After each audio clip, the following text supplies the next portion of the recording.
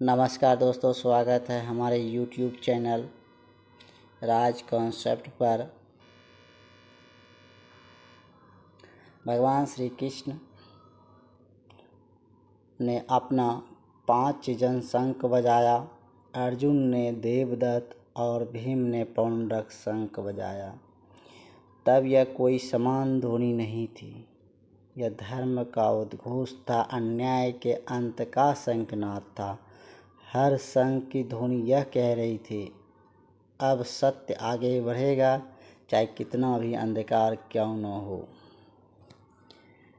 श्रीमद्भागवत गीता अध्याय 1 श्लोक संख्या 15 में यह बात कही गई है।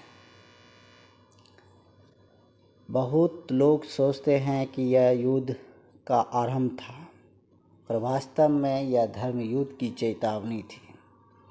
यह वह क्षण था जब मनुष्य ने अपने भय को त्याग कर कर्तव्य को अपनाया। जैसे अर्जुन जो भ्रम में था, जो सोच रहा था क्या मुझे अपने ही भाइयों से युद्ध करना चाहिए, परंतु कृष्ण का शंख ये कह रहा था, अर्जुन ये तुम्हारा व्यक्तिगत युद्ध नहीं है, यह धर्म का युद्ध है। आज हमारे जीवन भी एक कुरुक्षेत्र बन चुका है। कभी हमारे भीतर संघर्ष होता है, सही और गलत के बीच, कर्तव्य और मोह के बीच, सत्य और सुविधा के बीच।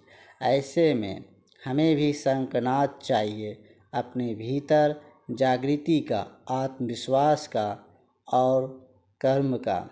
जब तक हम स्वयं आरंभ नहीं करते, जीवन हमारे लिए कभी नहीं बदलेगा। श्री कृष्ण का पंचजन्य आध्यात्मिक जागृति का प्रतीक है। जब हम सत्य, प्रेम और भक्ति से काम करते हैं, वही तो कृष्ण का शंख है। अर्जुन का देवदत्त शंख कर्तव्य और निष्ठा का प्रतीक। जब हम बिना डरे अपने कर्म में विश्वास रखते हैं, तो वही है अर्जुन का शंख। भीम का पौंड्रक शक्ति और साहस का प्रतीक। जब हम दृढ़ निश्चय से चुनौती को तोड़ते हैं, तो वही भीम का शंख है। हर व्यक्ति के जीवन में एक समय आता है, उसे शंख बजाना पड़ता है। कभी ये नई शुरुआत का शंखनाद होता है, नई व्यवसाय का, नए संकल्प का या आत्म सुधार का। श्री कृष्ण सिखाते हैं, कार से मत भागो, भय से नहीं, विश्वास से शुरुआत करो, क्योंकि जो अपने जीवन में धर्म का शंख नाद करता है, उसकी हार असंभव है।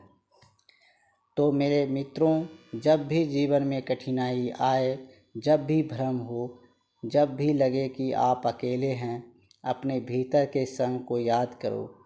वह शंख आपका आत्मविश्वास, आपका सत्य और आपका संकल्प है। जिस दिन आपने उसे बजा दिया, वही दिन होगा आपके धर्म युद्ध की जीत का आरंभ। धर्म के लिए जो शंख बजाएगा, उसे संसार की कोई शक्ति नहीं रोक सकती। जय श्री कृष्ण।